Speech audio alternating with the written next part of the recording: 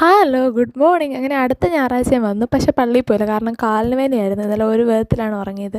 പിന്നെ എണീറ്റ് വന്ന് പാലൊക്കെ എടുത്ത് വെള്ളത്തിൽ ഇട്ടു. കാരണം ഡോറയ്ക്ക് വിശക്കുന്നുണ്ടേ. പിന്നെ ഇച്ചിരി ആകാശമൊക്കെ നോക്കി നിന്നു. കഞ്ഞിക്കല്ലും എടുത്ത് വെച്ചു.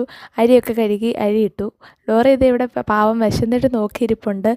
പക്ഷേ എന്ത് ചെയ്യാനാ, പറഞ്ഞിട്ട് കാര്യമില്ല. ഇത് ഇപ്പി എടുത്തു, ഇപ്പി ഉണ്ടാക്കാമെന്ന് വെച്ചു. അങ്ങനെ രാവിലത്തെ ഭക്ഷണം ഇതാണ്. അങ്ങനെ ഇപ്പിയൊക്കെ ഉണ്ടാക്കി. പിന്നെ ഓർത്തൊരു മുട്ടയും കൂടി ചിക്കിയേക്കാം. അങ്ങനെ ഒരു മുട്ട എടുത്ത് പിന്നെ ചിക്കി അങ്ങനെ അത് കഴിച്ചു.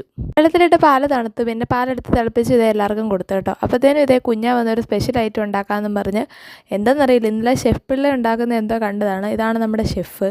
അങ്ങനെ കുഞ്ഞാ പൊറോട്ടയും പാലും ബൂസ്റ്റും ഹോർലിക്സും ഒക്കെ മേടിച്ചുകൊണ്ട് വന്നിട്ട് ഒരു സാധനം ഉണ്ടാക്കി. മധുരം ഇഷ്ടപ്പെടുന്നവർക്ക് നല്ലതാണ്, അല്ലാത്തവർക്ക് ഇത് ഇഷ്ടപ്പെടത്തില്ല കേട്ടോ. ഡോറയ്ക്ക് ഇഷ്ടപ്പെട്ടു, ഡോറ കഴിച്ചു. പക്ഷേ അമ്മ അല്ലൊന്നും അങ്ങനെ കഴിച്ചില്ല. ഞാനും ഒരു കുറച്ച് കഴിച്ചു. ഇവിടെ കടുകുണ്ടായതാണ്. ഇതാണ് കടുക്. ഇതിൽ നിന്നാണ് എടുക്കുന്നത്. ജമാമ പറഞ്ഞതാണ്. സോ അറിവുകൾ നമ്മൾ അമ്മമാർ പറഞ്ഞു. ജമാമ അവിടെ പണിയെടുക്കുകയാണ്. ഞാനിത് ഇങ്ങനെ ഇരിക്കുകയാണ്. കാരണം ഇത് വയ്യാത്തണ്ട് കേട്ടോ, അല്ലെങ്കിൽ ഞാൻ ചെയ്തേ. ഞാൻ ഇതേ കഴിഞ്ഞ ദിവസം മൂടിയ പാവയ്ക്കൊക്കെ വളർന്നു കേട്ടോ. ബട്ട് എനിക്ക് കയറാൻ പറ്റത്തില്ല.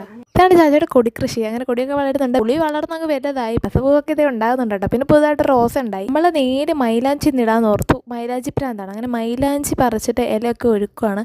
ഒഴുക്കി ഇത് പാത്രത്തിൽ വെച്ചു. അതിൻ്റെ ഇടയ്ക്ക് ഡോറയും കൂടെ എന്നെ ഹെൽപ്പ് ചെയ്യാൻ വന്നിരിപ്പുണ്ട്.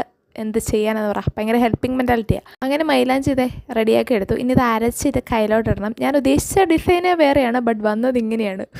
പൊത്തക്കുളമായി ഒരു വരി ചാണകമൊക്കെ പെയ്യുന്നവരായി. അപ്പോൾ ഇന്നത്തെ പ്രാന്ത് തീർന്നു. അപ്പോൾ ഇന്നത്തെ അപ്പോൾ ഓക്കെ, ബൈ.